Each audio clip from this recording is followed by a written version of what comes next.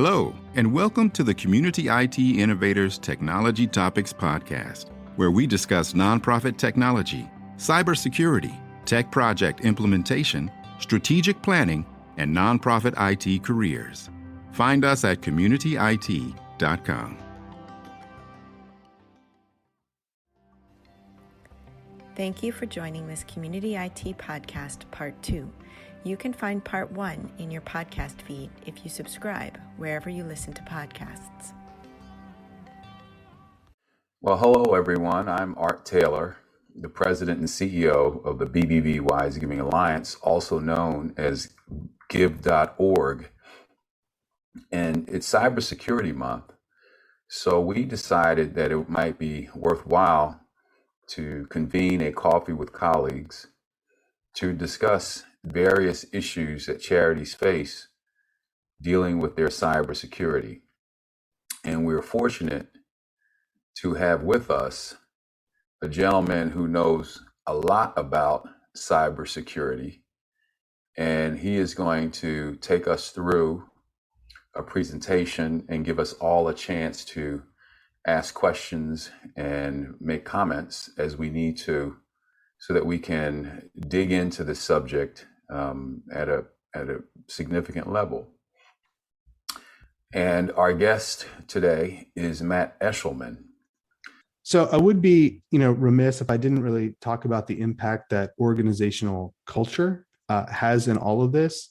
So I think it's important for folks to understand your organization's tolerance for risk and what needs to be protected in the context of what can be allowed. So again, what I mean there is, every organization is different. They operate, differently, and the cybersecurity controls you put in place really needs to flow into how your organization works.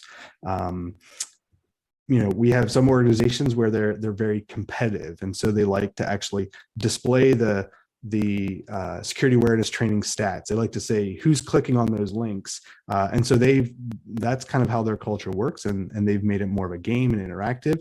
We have other organizations that are a little bit more conservative and staid, and so they will approach it with a little bit more seriousness. But I think each of these controls needs to be done within the context of the organization. So you can't I think just drop a control in place and expect it to work without understanding how it's deployed and supporting those users in that change. So I think in summary, whenever we're talking about getting started with cybersecurity, what are those things that you need to be have in place at your organization? It really does start with IT policy, followed by security awareness training, talking about patching for both the operating system and any third-party applications that you have on your computer, protecting with antivirus, making sure that your data is backed up, enabling multi-factor authentication on those accounts. And again, we have accounts at many different systems, and so that could mean that you've got multi-factor authentication on your Office 365 account and your Dropbox account and Google, anything that you can log into online should also have that multi-factor authentication in place. You can have a password manager to help manage some of that access. And then the final piece that we've added in here is kind of a baseline control, is really protection against that spam filtering or business email compromise. So again, most people can ignore those unwanted messages, the Viagra ads, that kind of junk, but people really get upset whenever they see a message that looks like it's coming from their boss or their finance director asking them to do something. So investing in a targeted and sophisticated tool that's able to protect against that, again, really helps out a lot. And I think it makes, gives people a little bit more confidence in the tools that are deployed. So it's kind of a long list. And so again, if you can only do 3, these are the things that I would suggest that you do. I harp on it, kind of again and again, but multi-factor authentication is really, the best protection that you can have to protect your online identity.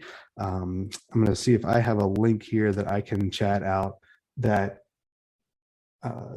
that includes some information about that on our website. So again, Community IT, we've got some training resources that we have developed on our YouTube channel. And so you can go to that site and we've got some resources that will walk you through that multi-factor authentication, also some training and other resources. So again, I'll see if I can chat those links out here during the Q&A time, just to provide some additional resources. Also, again, security awareness training. Again, there are lots of different options out there. You can do it yourself. You can do it for free. We use an online tool called KnowBe4, and it's, again, relatively affordable, about $20 a user per year, and that will give you all the online training resources. And then finally, I talked about that business email compromise protection that protects against spear phishing. It also does some great alerting and notification if an account is compromised. You'll get that notification immediately if there's a strange login from a new location or a new rule is created.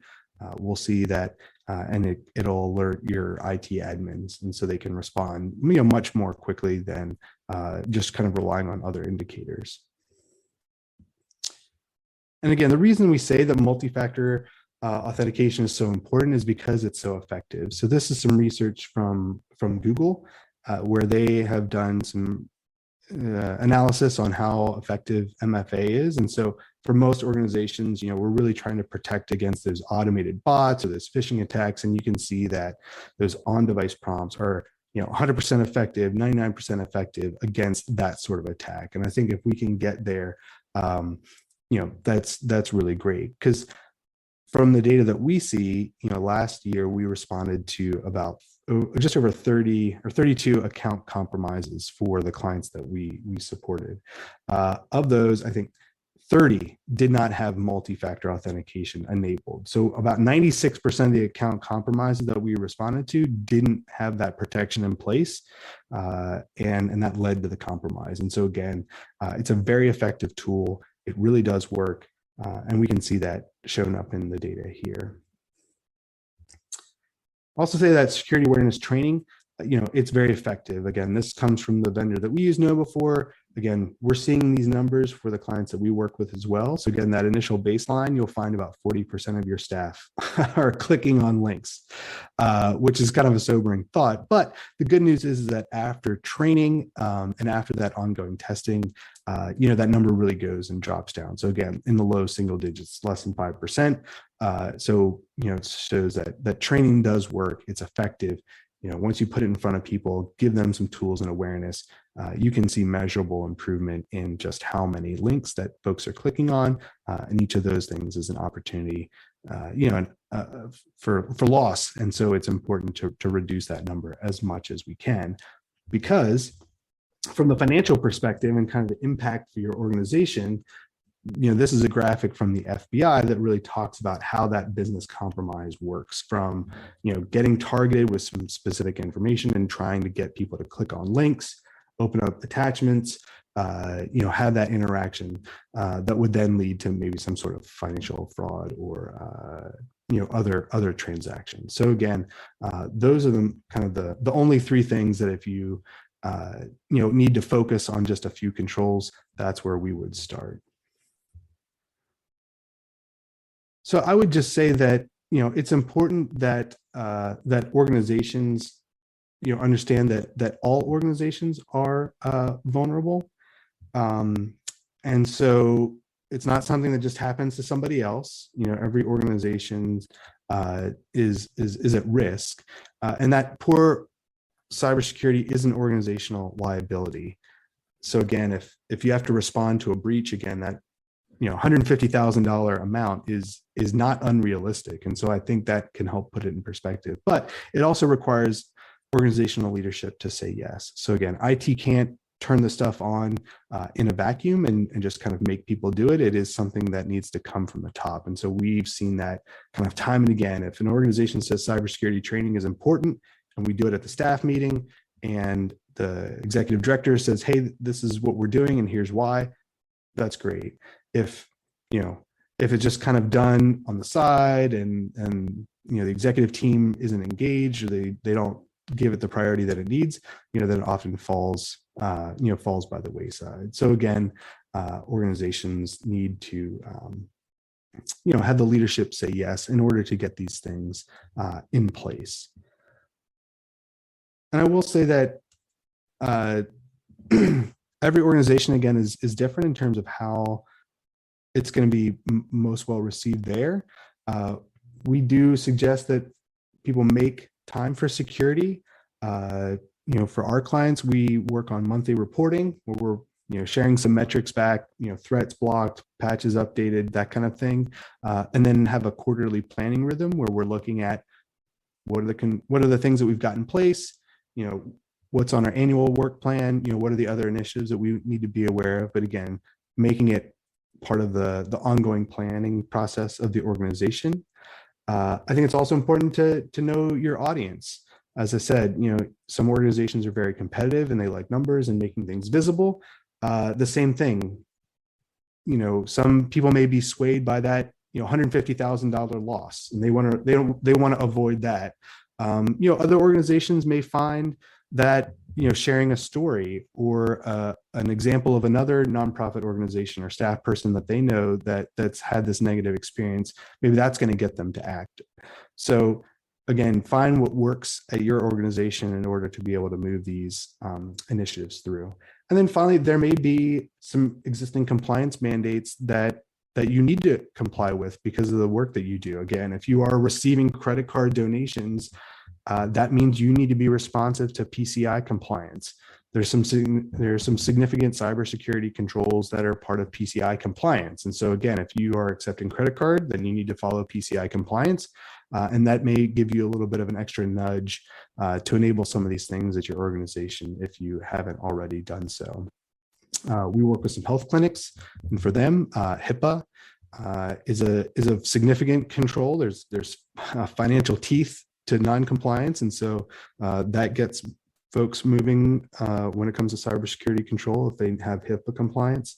Again, if your organization works with European folks, then GDPR may be a policy or a control that you need to look at implementing because of the data that you're working with. So again, there's a couple of different ways, and we're also seeing cyber liability insurance now actually being a big driver for organizations to implement controls. A couple of years ago, you could fill out whatever you wanted on those application forms and you would get policy coverage, and it wouldn't be that expensive, and it was no big deal. But that has all come to a screeching halt. And so just this past year, we've seen renewals really change because organizations now actually have to turn on MFA on all of their systems. They have to have a backup and disaster recovery plan. They have to have all these policy elements in place. And if they don't, they're not even going to get coverage. They're not even going to get a review. And so cyber liability insurance is another area that we're seeing is pushing organizations to implement controls, because otherwise, they're not getting written at all, and so or they're getting significant premium increases because the cyber liability insurance marketplace is really reacting. They paid out a lot more in claims than they took in, and so they have to make changes because things are out of balance right now. So what I would say is, review. Those results, we talked about all of those different controls that should be implemented, and those would be considered foundational from our perspective. You should have all of those things in place. If you're missing some, it can maybe feel overwhelming, but pick one to implement. Maybe it's multi-factor authentication. Maybe you've already got that done. Maybe it's backups. But I would say, pick one of those controls and find a way, to get that implemented, so that you're able to, take that next step and the next step and the next step. There's lots of different security assessment frameworks that are out there. There's lots of things that are going to show you a roadmap, but it's really important that you are able to act. And again, it once you get started, I think you'll find you have some momentum, But I think it's important to kind of pick that one control that you're going to do next, schedule time for that, and then work on the implementation. So I think we have a few minutes for maybe either questions or comments as they've come in. I think there's one here in the chat, but I'll take a few minutes here at the end of our time together to see what questions this may have raised for you and your organization. Yeah, and Hannah and Michelle and Glenda, Jeff and Laurel, feel free to give us any specific comments or concerns that you may be having or questions that you have for Matt. And Matt, I want to thank you. But yes, there is a question in the chat about CAPTCHA, which is something that's used on charity sites that are that collect donations. First of all, can you tell us a little bit about CAPTCHA, what it does, and whether it is something that is becoming more of an industry tool now? So a CAPTCHA is often represented as a little checkbox on a web page, and so there's some fancy technology that goes into it where it's easy for people to check the box, but it's actually hard for robots or kind of scripting things to kind of figure out where that checkbox is and to check it. And so the CAPTCHA tool is used to help prevent these automated attacks against online forms, and that could be donation forms. We use it for registration forms. Anything where a bot could kind of test filling in information or credit card, that kind of thing, can be protected with a CAPTCHA. And I think there is a balance, and I think each organization will need to test those things and to kind of see the impact. I think there's a lot of tools in place to help, particularly I think on payment processing, and you may need to work with that payment gateway to kind of figure out what's the right balance for your constituents. I think you probably don't want to have things wide open, because what we see is that organizations that don't have any gatekeeping or any quality checks on those kind of donation forms in particular, those sites can be exploited by, again, we talked about if credit card numbers get stolen, what happens is that those bad guys then will take those credit card numbers and they'll try to do small transactions to see if the numbers work. And so if you don't have any controls on your credit card donation site, your site could be exploited because the bad guy could just be running a whole bunch of dollar credit card transactions to verify if a credit card works or not. And so again, turning on CAPTCHA on a donation site, for example, would be a way to raise that bar to maybe eliminate some of those sorts of attacks. Great. You talked a lot about risk and organizations needing to balance risk against something happening, and yet you also said that it's not whether, it's when. It seems that lots of organizations are going to be hit at some level. Maybe it's essential the question of how much scale they're going to be hit by. And so these recommendations are really important that you're making. Is there any estimate, for instance, of what charities should be spending as a percentage of their budget to secure their organizations? I mean, do we have any sense of that? Yeah, I think that's a good question. I think that always comes up, like what's the magic number? And I don't know if necessarily there's just one number. I think there's the consulting answer is that it depends, but I think certainly a few percentage points of the organization's operating budget devoted towards IT and cybersecurity would be appropriate. I think the good news is that for a lot of these controls, we're talking about, policy or multi-factor authentication, those things don't cost very much in terms of direct dollars. And, so you can implement that, without a big hit to your bottom line or a big overhead contribution. And I think to some extent, some of this is, it's insurance. It's hard. And I think organizations are in a position where it's hard to think about spending money on this because it does seem like it's all overhead, and it's like insurance. You need to turn on multi-factor so you don't get compromised. And so I think that financial calculation can be hard for organizations because they're really focused on the mission and the work and how are we delivering services, and so that risk that's out there can be hard to to kind of quantify, to say, well, if we don't implement this control, that's going to cost us down the road. But I think as I've said, it's not a question of if, it's when. And so having those controls in place to prevent a loss from happening, I think that's invaluable. And so so having those things in place, again, multi-factor backups, we're talking about a couple dollars per user per month, right? Not that expensive compared to the potential risk that it helps to avoid. Yeah. Hannah had a question. I guess it kind of riffs off of your point about password protections. And there's management systems like LastPass. Are they in any way superior to saving passwords on Keychain or Safari or Chrome?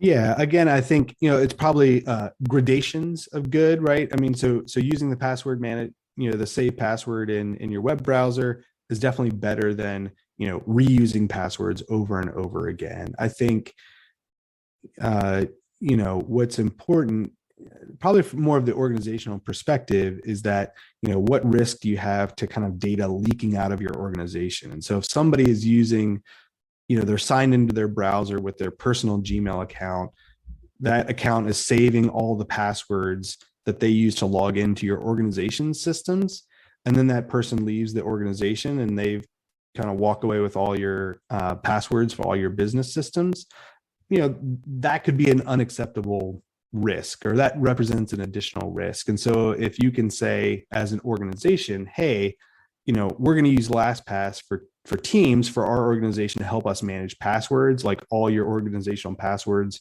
go there, and then your personal account you can do whatever you want with, but as an organization we're going to store our passwords here. I think just helps to improve security at the organization, because again, you can kind of keep a little bit tighter control over access to that information. It looks like Jeff has a question about many organizations relying on cloud-based solutions for parts of fundraising, including processing of sensitive personal information. And in light of data breaches at various cloud-based businesses, even those with relatively secure operations that serve our industry, what sort of guarantees can we or should we offer our donors and others who ask us about this as we protect them against this? Mm-hmm. As a small, medium-sized organization, it may be even more challenging because they don't have a lot of options. Yeah, and so I think this becomes almost like a contracting review issue. So you're right. I mean, we're relying on a lot of outsourced systems and processes to kind of make all this happen. And so I think it's important that organizations do a very careful read of the terms and conditions of those agreements to understand, how is that organization handling your data that you're essentially, kind of outsourcing to them. And so using, well-established and reputable vendors to kind of do that work is, gives you a leg up. It's not, I think there's no such thing as a 100% secure system or system that has zero risk. So I think having a good understanding of, how is your data being handling? How are they treating it? What are the protections that they have in place? Can go a long way to helping ensure the confidence of that processing system. One last question from Glenda is, can you talk about cybersecurity coverage and how much coverage a nonprofit organization should have, or a framework for how to make that decision? Hmm. Yeah. So I would say, probably talk to your broker. I'm a cybersecurity person, but I'm when it comes to, organizational liability, I'm a little bit out of my area of expertise. I will say, taking in some of that external information just to understand how much these things cost to fix would be good. So I think you would probably want at least $250,000 worth of coverage. And I think it's important to have that conversation with your broker, like to understand that coverage. What does it include? What would be exempted? Make sure you have a good understanding. If we have a crypto attack, what does that mean? How would this policy help us? So again, I think having that conversation with your broker so that you have a clear understanding, if this happens, how are we protected? What's our, recourse? What resources are going to be available? Is an important conversation to have because unless you are clear about what's covered, it's likely you've got gaps in your coverage. Your liability insurance does not cover cyber crime, for example. So being clear about how much things would cost to recover can help provide some additional insight into policy levels. Okay, last question, just as yes or no answer. Should an organization pay a ransomware attack? No. No, all right. I thought that would be the answer. Here you say. The FBI says no. Yes. Okay. Well, listen, Matt, thanks so much. Julie's also going to put in the chat your podcast episode that you did with me on a Heart of Giving podcast in case anyone wants to hear that. And I certainly hope you listened to it. It was quite well done, and you gave us a lot of great information in there too. So, and to all of you who agreed to be a part of this today, I really thank you for joining, and I hope you got something out of it. Send us your comments so that we can continue to get you what you need in these and help you strengthen your organization in ways that you feel they will be helpful to you. So thanks for joining, and everyone enjoy the rest of your afternoon or morning, depending on where you're from. Great. Thank you so much. I appreciate it. Bye-bye. Thank you. Thank you. Thanks. Thank you for joining this Community IT Podcast Part 2. You can find Part 1 in your podcast feed if you subscribe wherever you listen to podcasts. Community IT does these free webinars and podcasts for our community, and we love sharing our knowledge and experience. If you have more questions or are having trouble with your IT at your nonprofit, please get in touch with us on our website, www.communityit.com, so we can start a conversation or schedule an assessment. Downloading any of our free resources there will get you signed up for our webinar reminders, and you can attend our next webinar in real time and ask our experts your own questions. If you love podcasts, please subscribe and leave us a rating to help others find this leadership resource for nonprofits.